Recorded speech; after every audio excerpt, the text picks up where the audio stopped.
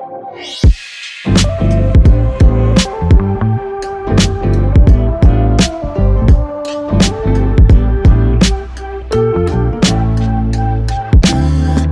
everybody. Welcome to the Soul Podcasting Podcast. Today, my guest is Jackie Pelegrin, and she is an instructional designer, author, college professor, and a podcast host with nearly 20 years of experience helping educators design more engaging and effective learning experiences. And she hosts her own podcast called Designing with Love, and she'll be talking to us about that today. She's also the author of an upcoming book called Designing with Love, the Essential Instructional Design Handbook.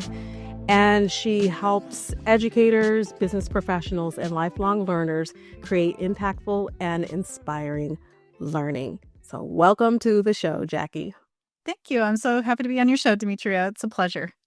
You know what? You and I have quite a bit in common in terms of education. I don't talk about it a lot on my show, but I do mention it from time to time that I have about 20 years of experience in and out of the education sphere, teaching in classrooms and also designing some curriculum. So I want to know more about your instructional design experience, and we'll talk more about how that kind of leads you into podcasting. But just share with us about how you got into instructional design.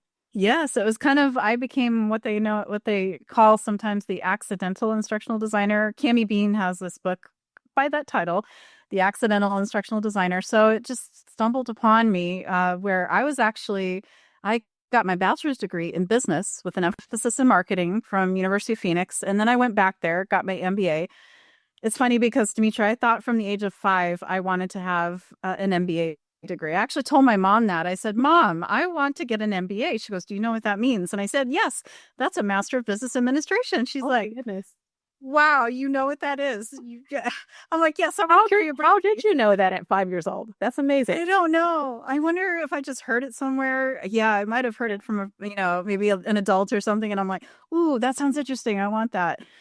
So I did that, got my master's. I thought I was going to go into market research and go that route because anything about like psychology, consumer behavior, buyer behavior has always interested me. I've always been interested in why people make decisions the way they do. And that's always been just like something I've always been interested in, but it didn't work out that way.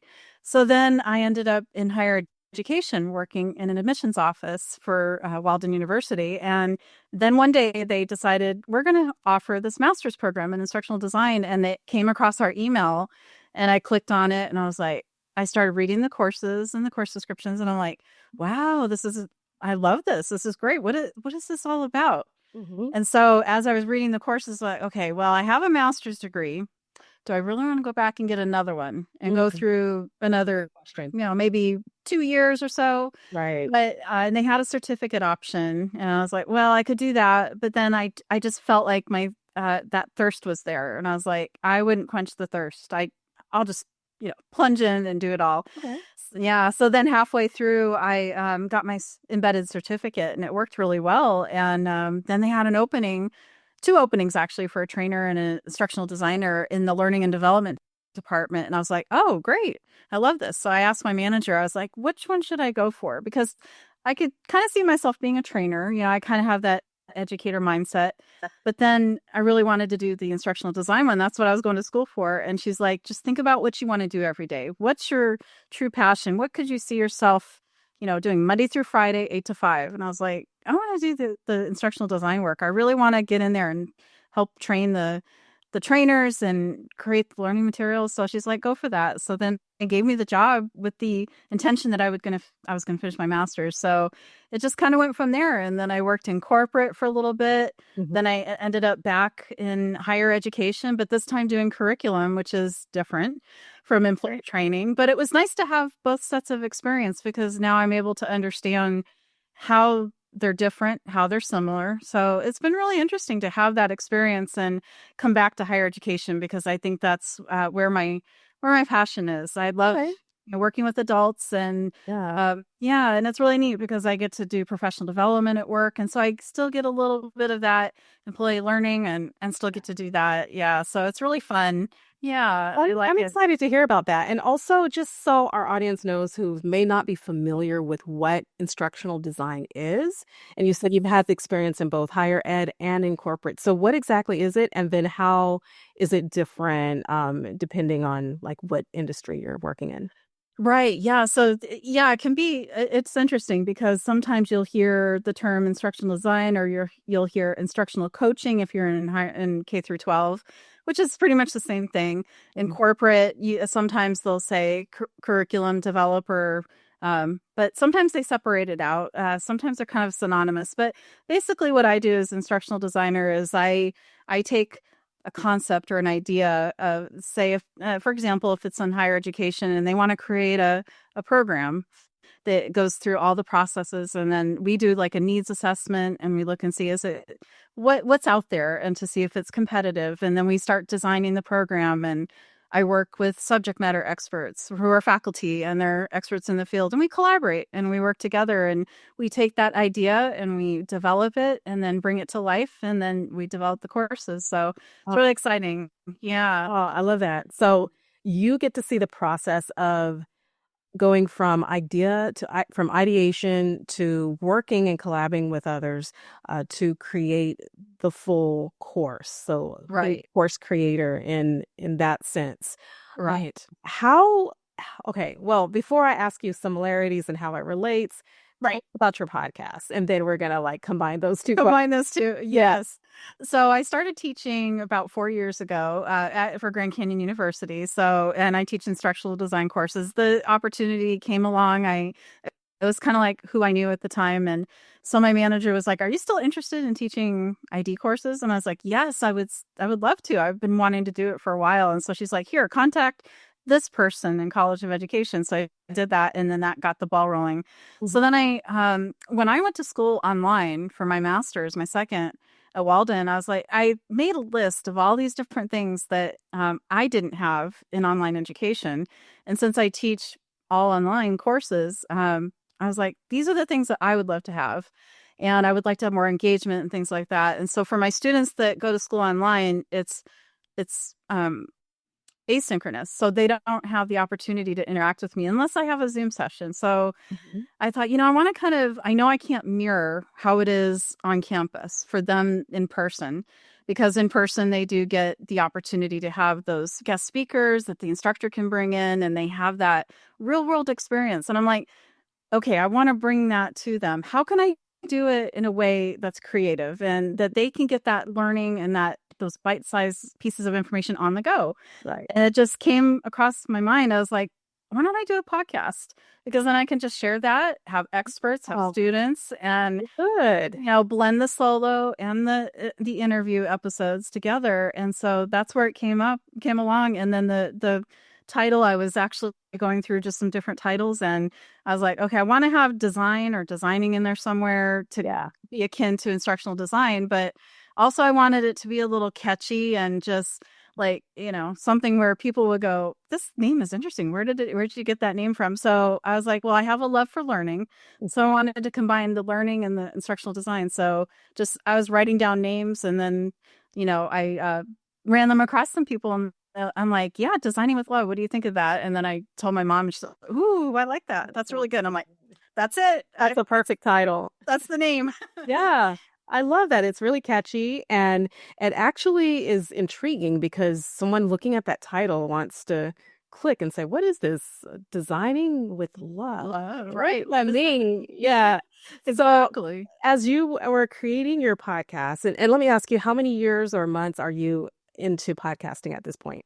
Yes. So I started my podcast in May 2023. So Okay. I'm just over 2 years in. Yes. Nice, Yeah. nice. Okay. So, one of the questions I wanted to ask you, of course, is about creativity and practicality. So, Yes. would you say that you are a mix of both in your podcast as far as like, are you a bit more creative or like, how does that work for you in your show? Yeah, that's a great question. I love this one because I do blend a little bit of both. I bring the creativity into it because that's naturally how we are as educators and instructional designers. We want to bring that creativity into it, but I also want to make sure my content is practical, it's evergreen, and that it won't change as technology evolves and as things change. So when I have guests on my show and we talk about AI technology or any technology in general, I want to make sure that it's applicable and that, if we talk about systems, that it's not going to be something that's just going to go away anytime soon and that it's going to remain. And so, because I'm about 6 months ahead on my schedule for my podcast. Really good. I know. I was like, I couldn't believe it. Earlier today, I recorded an episode. He's my first international guest. I had him on for part 2 today. He lives in Turkey. And so I said to him, well, you're my first international guest. And the prior episode, part 1, was episode 100 that we recorded. So I'm like, you're like amazing, the epitome of it all, right? And so he was like, oh, I'm so humbled and honored. And I'm like, yes, it's great. So he came on for part 2 today. And then at the end of the month, we're going to do part 3. And so it's really amazing to see that it's got that global reach. And so he and I really kept it evergreen, and we talked about those things. Yeah. Still talking about AI, but making sure it stays consistent. Yeah. So that's why I try to do that. Practicality, keeping it evergreen, mixed with some creativity, that makes for an awesome podcast. And so I'm also wondering about consistency and value. I talk about that a good bit on my show because I think, consistency is important. We all know that, showing up, but we want to show up with valuable content. And sometimes, we have to do our research, and we're thinking, okay, are we going to run out of ideas at some point? Because staying consistent, it's definitely a job. It is. And absolutely. I'm wondering if you have specific, maybe some frameworks that you use, or just a way that you podcast that helps your audience when they're learning, from you on your podcast. How are you teaching them and transforming their lives through your consistency? What is your, I guess, your process like, and your systems, and how do you make that flow for your show? Right. Yes. So since you and I are both on Podmatch, we know the benefits of that. They have the workflow process, but yes, I also find that other tools like Trello are really helpful. So I have a Trello board, and I keep one for my teaching, one for my podcast, and that really helps because the workflow process in Podmatch is great, but there's some extra features. And I said this to Alex in the last conference that they had, and I got called on stage, and so I said to him, I love the workflow, you guys are doing a great job, don't get me wrong, but there's just some extra features that Trello has, so I utilize that.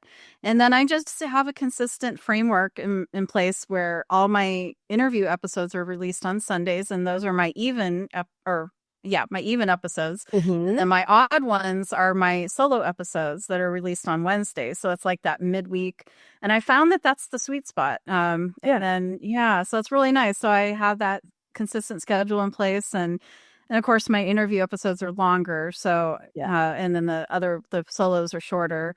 And those actually include some interactive content with it too. So not only are they getting the audio, because mine's audio only, but they're also getting that interactive content as well. And and I always welcome my guests to share any content they have or anything they want to share that I put in the show notes. So it really blends that, that ability to be able to do that, because a lot of my listeners will be listening while they're doing housework or as you know, or while they're studying or something like that, or on their commute. So I try to make sure I blend a little bit of both and kind of give them a taste of, both the expert and a little bit of the solo, where I can just talk to them about, hey, here's some things you can do this week to kind of take your learning and your training to the next level. So, yeah. I love that you have that flow of, there are certain days that are, well, for sure, you said, Sundays, it's when you release certain episodes.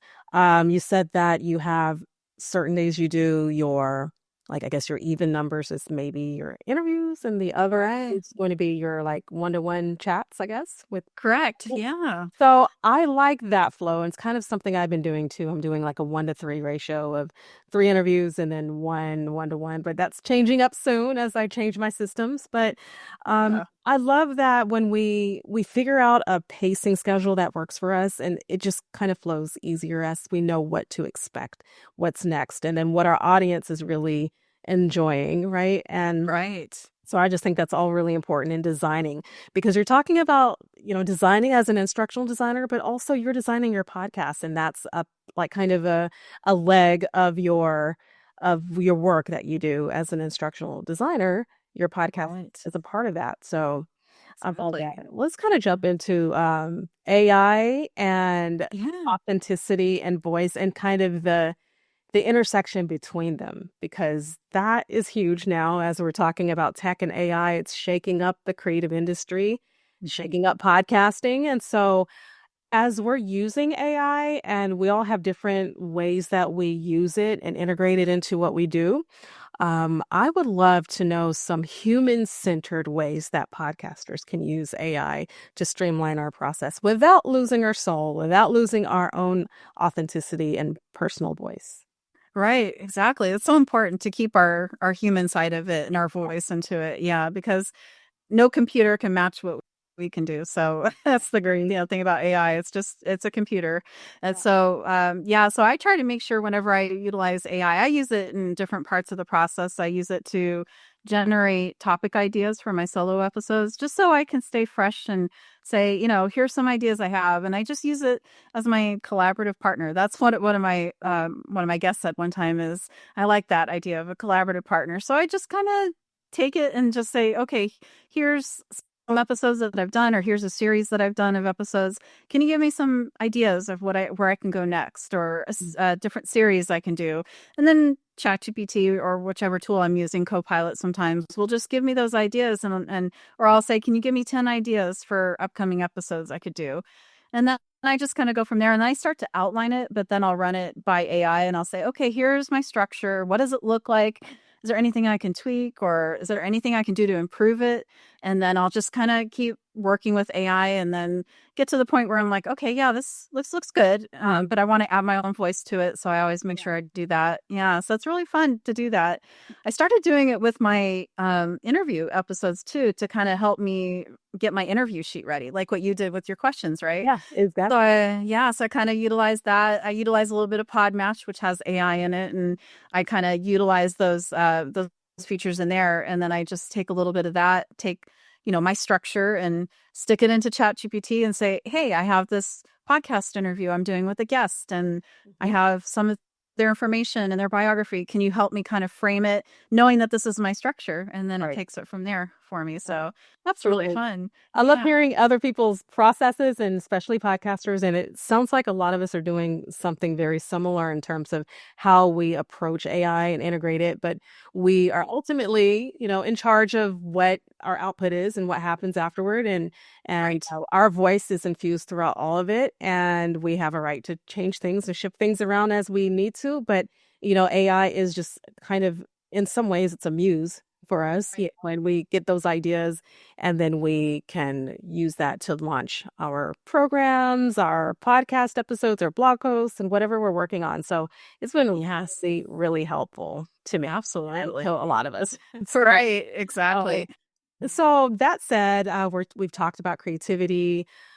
I would love to know how you sustain that without burning out. Burnout is a big thing in the entrepreneurial world. And so I know as I talk to podcasters, I'm also really zeroing in more so these days on solopreneurs because our work as entrepreneurs is it's a lot and our podcasts are just the one leg of that and we're doing a lot, so we don't want to burn out, and then we want to remain creative and keep our soul in the middle of all that we're doing, make sure that we're focusing on bringing our best selves to the table.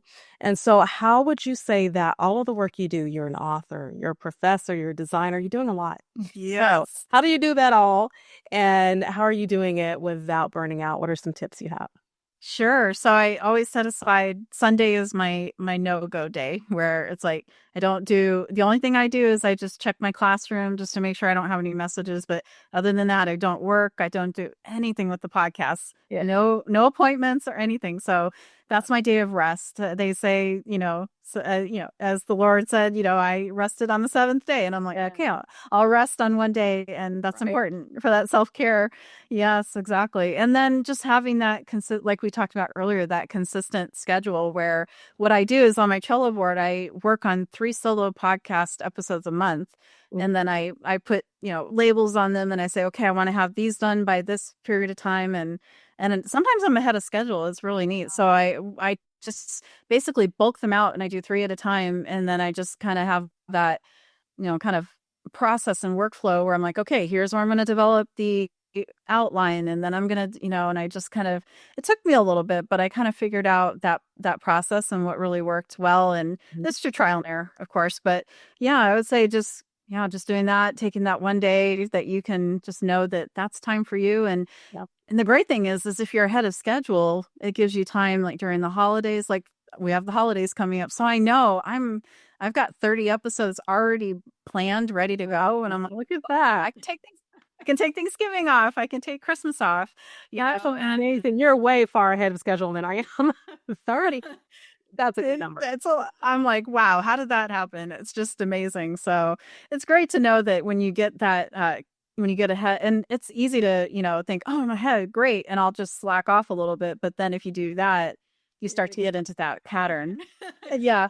So yeah, I think, just finding a little bit of time each day without overwhelming yourself, I think is always, a good way to do it. And then just know to have grace for ourselves. And so I'm graceful with myself and say, okay, yeah, I didn't work on it today, and that's okay. It's all right if I pick it up the next day and just learn not to beat myself up about it, and it's okay. So Yeah, I love we'll always be there.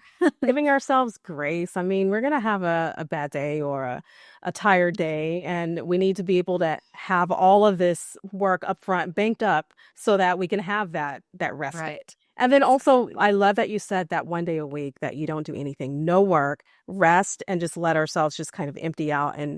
And we need that. It's like built into our systems as humans that we need that one day a week or that rest, right? And so I think it's really important that you do that. And yeah, exactly. I think one other thing I just thought of is not wanting to be perfect, because perfection for me has always been something where I'll go to record my solo episode and I'll make a mistake and I'm like, nope, got to start it over again. There was one day, Dimitri, where I was recording a solo and it took me 10 takes to get it to where I wanted it to. And I was like, you know what? If I make a mistake, that's okay. And yesterday I was doing an episode with a guest, and I messed up in the beginning a little bit, but it wasn't enough to where it would cause anybody to not understand it. So I was like, whoops, I made a boo-boo. And she's like, that's okay. I'm like, yep, we all make mistakes.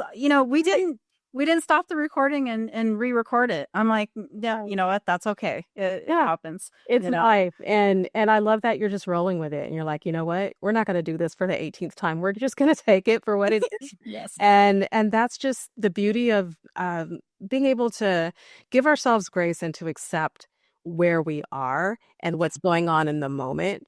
I just think that's so helpful for anything we're doing in life, to give ourselves grace, because we need it. And sometimes we're harder on ourselves than anybody else. So right.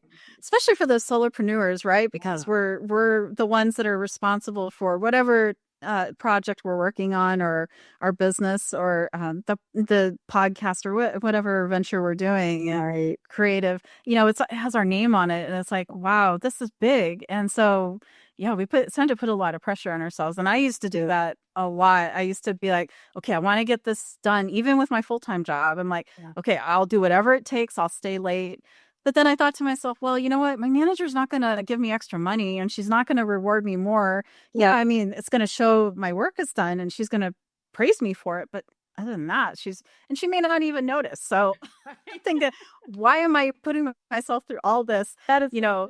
Yeah. And working from home, I know a lot of us do work from home and have that ability to be able to have a home office. So separating that work from that home life is so important, because my office is at home. And so, it's so easy to just stay. It's easy to just burn out, because everything kind of blends together, right? Yes. So I'm bringing my lunch in here, and I it's just that it's that homey environment, but also I need to have my work hat on and know when there's that line that I draw, and the boundaries between work and rest and play. So I'm still working on that right now, actually.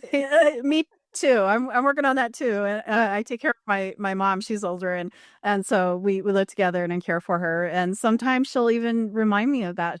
She's like, Jackie, you've been in that office a long time. I know, but I've been working and I was grading for my class and working on the podcast. So I'm wondering too if I need to limit how much I do a day and be like, okay, I have to work every day. That's a given in my full-time job. But then, I know I need to check my class every day. But then maybe what I need to do is limit myself to how much I'm doing with the podcast. And the book is pretty much done. I've got the manuscript pretty much done. I just want to go through it again, stuff like that. Yeah. So that part's pretty much done. But yeah, I just want to make sure that, with the podcasting that I don't do too much. And I'm like, yeah, I probably can't do 3 outlines in one night. So Right. I have to be realistic. And so I think that's important for us too, is Thank you for being transparent with us and sharing that, because that just helps us to see, like, I love the title, Designing with Love. So we're designing, but also we are designing by loving ourselves, right? Yeah. So I was thinking of that and how that plays a part in it. Designing loving ourselves as well. And but one thing I wanted to ask you about is before we end, I wanted to see what one of your favorite episodes on your podcast is. Oh, that's a good question. Oh, because I've got 63 is coming out tomorrow. Oh, okay. You've had a lot. I'm like, which is my favorite one? I would say probably I did one recently, and it was about SME. It was about subject matter experts, and it was called the SME Connection, and it's a roadmap.